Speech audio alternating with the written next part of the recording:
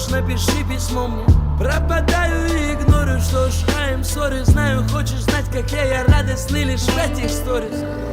Как жаль, но как же круто вспоминать тебя ежеминутно в нашей пустой квартире.